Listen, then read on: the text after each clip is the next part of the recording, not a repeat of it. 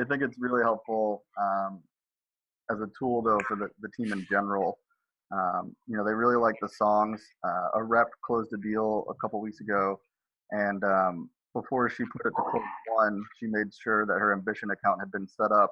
That way, her song would play when her deal closed. So it is definitely kind of help building that like positive reinforcement, and with such a small sales team, getting kind of those easier wins is really nice to build up that environment, because we don't have a call floor with 100 people and it's not a ton of shouting and everything. It's a little quieter environment, so that's really helpful. Yeah. Do you remember what her video was? What she changed? I don't know off the top of my head. I could go look. Usually, I mean, they change them all the time. So it's a lot of like 80s pop songs. They think that's hilarious. I don't know why. Wham, Hall and Oates, popular ones. But a lot of pop songs, Britney Spears and that type of thing. Basically, they want to make sure that they get a reaction from the rest of the team. So it'll always be something well known. But beyond that, I don't know if there's any rhyme or reason. I find that in a lot of sales cultures, it's always like goofier. Like a lot of people in their day, so like disco music or 80s. I see that all the time where they're, Mondays is like, big hit from the previous Sunday's football game. So it's like someone getting tackled or a long touchdown pass. Tuesdays, like Disco Tuesdays, and people like theme the days, and they always try to be outlandish and funny, but it makes it fun, right? You want to race to get your video on the screen. That makes it. And it's important to the guys, and it is a lot of pressure. You'll get booed if you choose a bad song. Well, definitely, you'll hear it. If it's a bad Wham song, you're getting booed.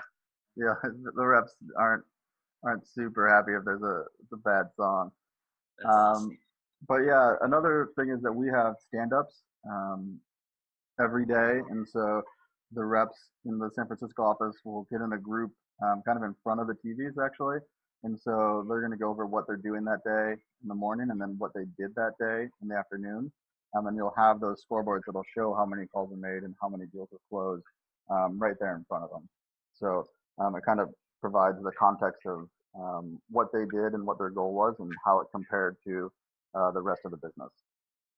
That's super cool. Yeah, we're launching a coaching kind of framework. A couple people already have it, but we'll have to get that to you, where it kind of ties in really nicely with stand-ups and like a scrum for sales, where you can plug those in as goals or questions and answers between a manager, and it ties right to all this data and then kind of aligns with that framework. So we'll definitely have to get that to you here pretty quickly.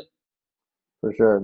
While we're on this, I want to show one thing. So like, I think this Easter egg we're working, double click that clock there, and it probably won't play one of your real live ones. It'll probably play our custom one.